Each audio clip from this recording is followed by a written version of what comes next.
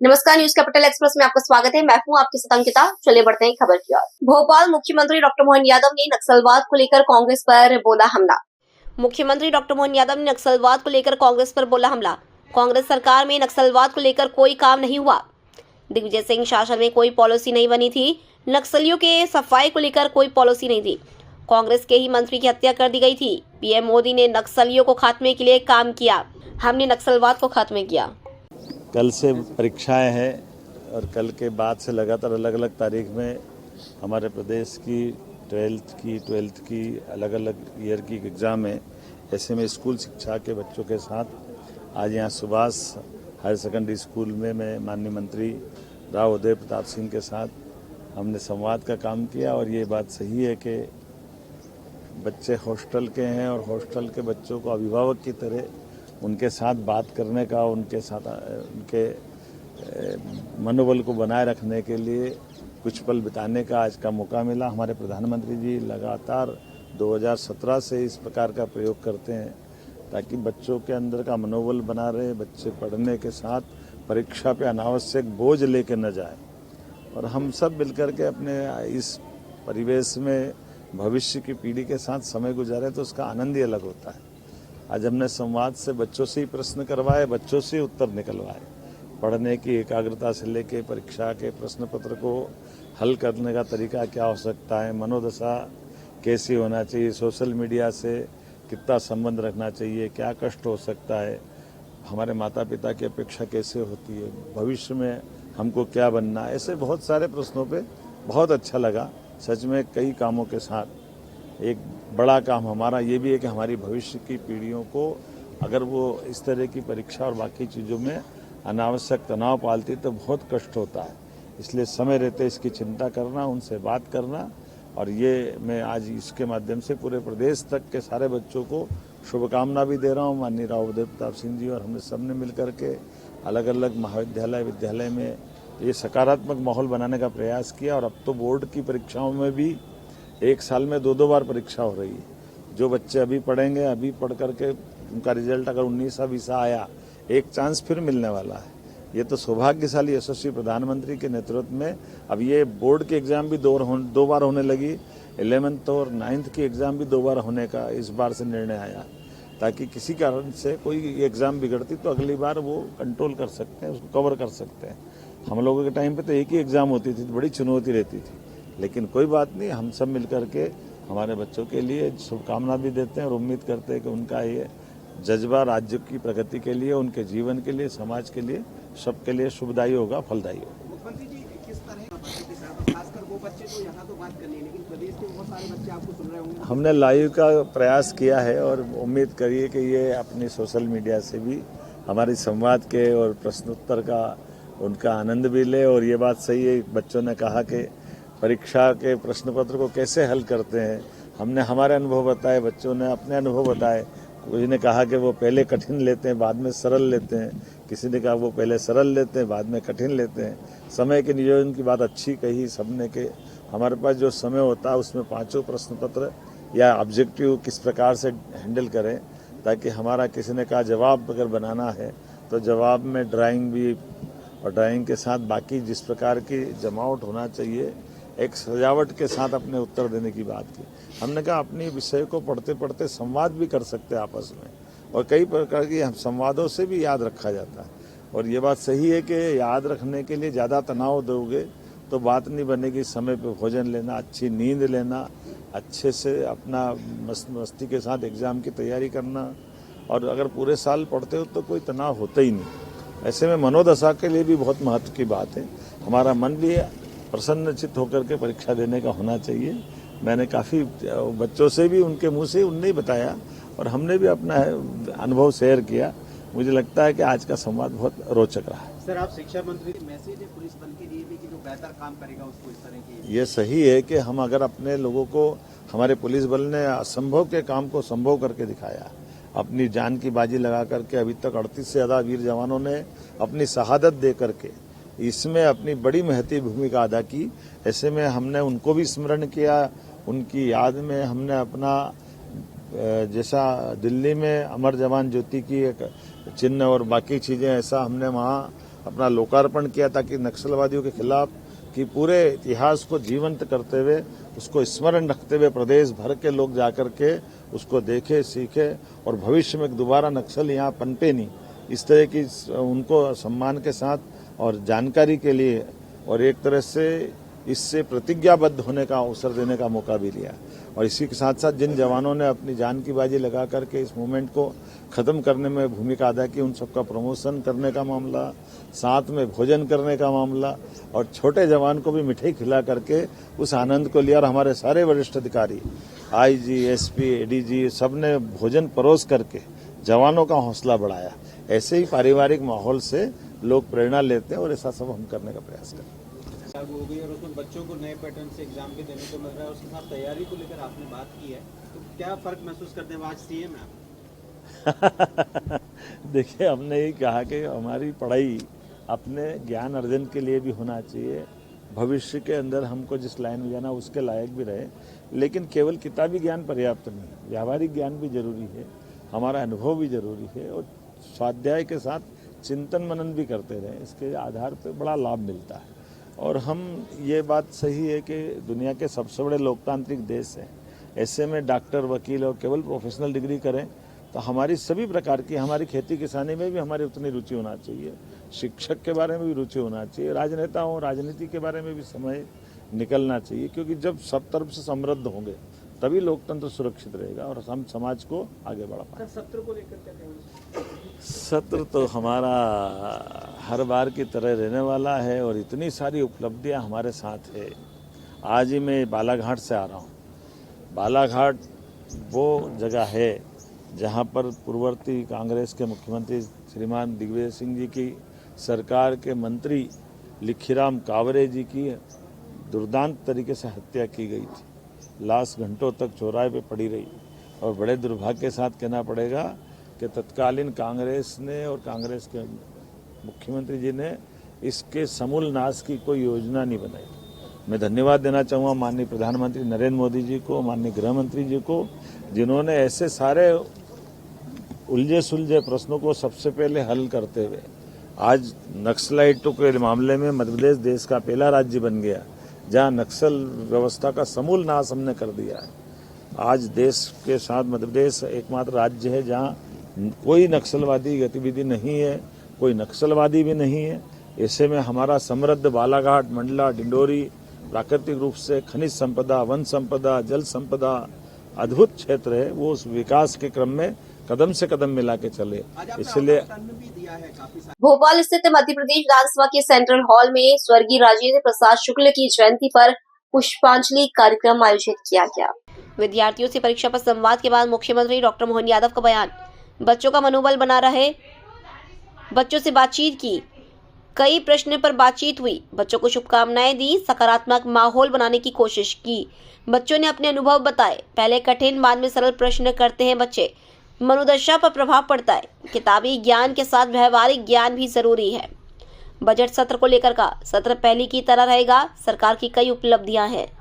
परीक्षा पर चर्चा पूरे देश में माननीय प्रधानमंत्री जी ने बच्चों के साथ संवाद किया और मुझे आज बेहद खुशी है कि हमारे मुख्यमंत्री जी ने जो छात्रावास में बच्चे रहते हैं उन छात्रावास के बच्चों के साथ और एक्सीलेंस के बच्चों के साथ मौके पर आकर एक अभिभावक की तरह उनसे बातचीत करी, उनसे बच्चों की जिज्ञासाएं पूछी, दूसरे आपस में बच्चों ने एक दूसरे की जिज्ञासाओं के प्रश्न भी किए, जवाब भी दिए और एक अभिभावक की तरह बच्चों के साथ संवाद करते हुए उनके साथ में नाश्ता आदि किया।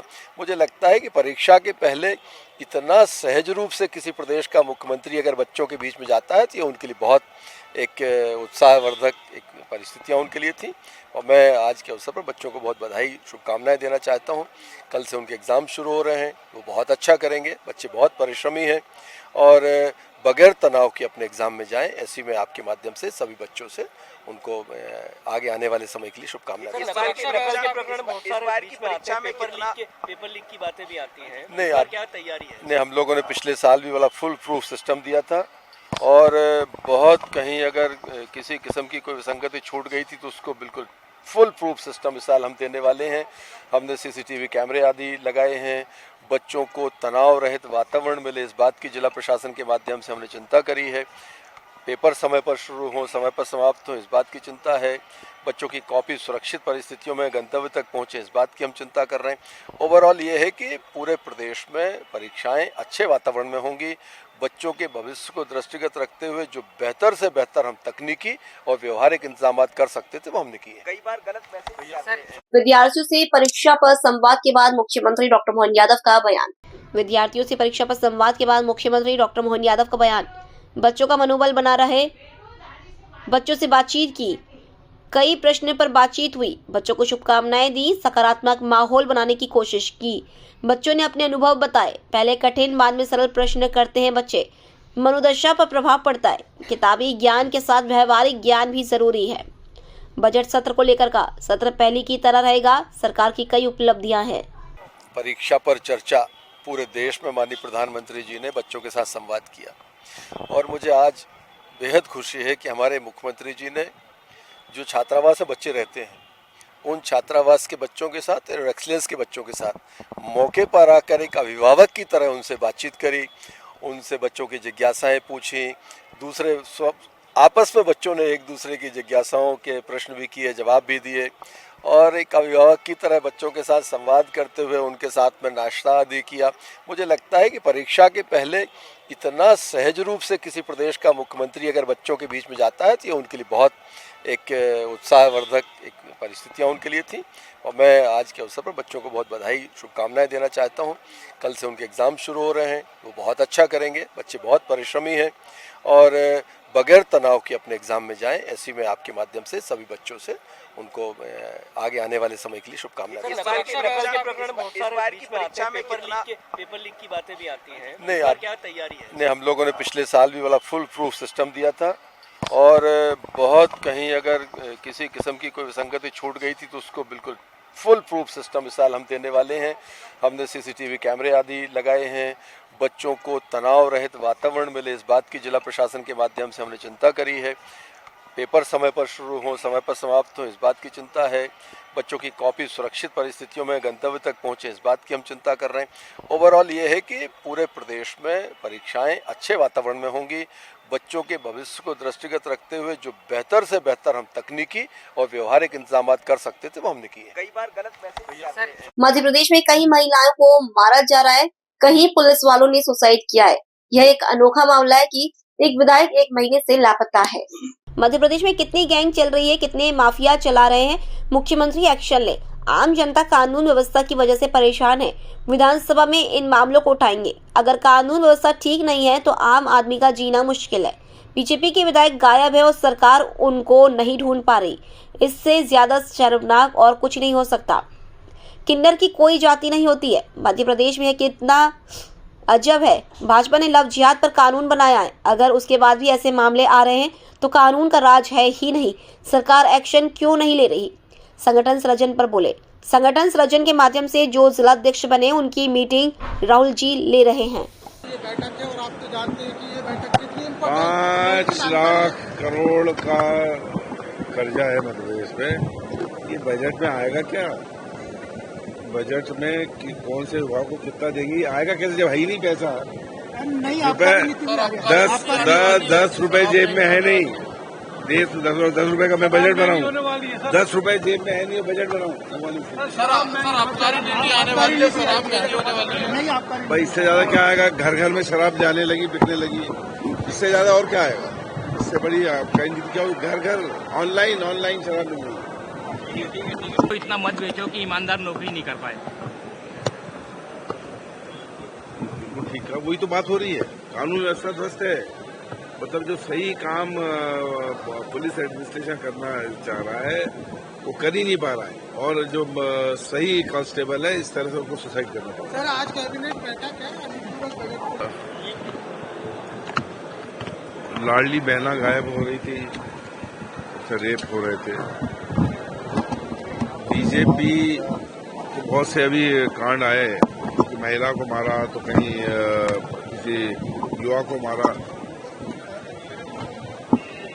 पुलिस वालों ने सुसाइड कर लिया। ये सब मामले आते रहे, लेकिन ये एक अनोखा मामला आया है कि एक विधायक 1 महीने से प्रदीप पटेल जी गायब, मऊगंज, कोई अता पता नहीं हो। कोई सी गैंग बता रहे हैं, उस गैंग से उनको डर है। कितनी गैंगे यहाँ पे हैं, भूसा गैंग। तो ये कितनी गैंगे मध्य प्रदेश में चल रही है, कितने माफिया चल रहे हैं, भूमि माफिया और दारू माफिया, और ये नया माफिया आ गया है। तो आखिर हो क्या रहा है मध्य प्रदेश में? मैं समझता हूँ कि मुख्यमंत्री जी इसका संज्ञान लें। कानून व्यवस्था ध्वस्त हो चुकी है, सिस्टम कोलैप्स है इस समय, और आम जनता कानून व्यवस्था की वजह से परेशान है। अगर ये सब मामले विधानसभा आरक्षण 16 तारीख से हमारे विधायक इस मामले को उठाएंगे और सड़कों पर हम उठाएंगे कि कानून व्यवस्था अगर ठीक नहीं है तो आम आदमी का जीना दुभर है। शर्मा जी, आज दिल्ली में राहुल जी ने बैठक बुलाई है, बीजेपी को बुलाया गया, तो आपको लगता है संगठन की कमान कसेगी? और निश्चित तौर पर जितनी जगह भी जो नए संगठन सृजन के माध्यम से जो जिलाध्यक्ष बने हैं, उनके हर कार्यक्रम में, जो ट्रेनिंग कार्यक्रम में राहुल गांधी जी गए हैं, उनकी मीटिंग ले रहे हैं। और जो जिलाध्यक्ष ठीक से परफॉर्म नहीं कर पाएंगे, ये राहुल जी ने संगठन सचिव की मीटिंग में दिल्ली में कहा था, इंदिरा भवन में, वो उनको अपने अध्यक्ष पद से हाथ धोना पड़ेगा। सर, जातिगत जनगणना शुरू हो रही है, SC, ST, OBC का एक बड़ा मुद्दा हमारे आता है, अब यहाँ पर शुरू हो जाता है।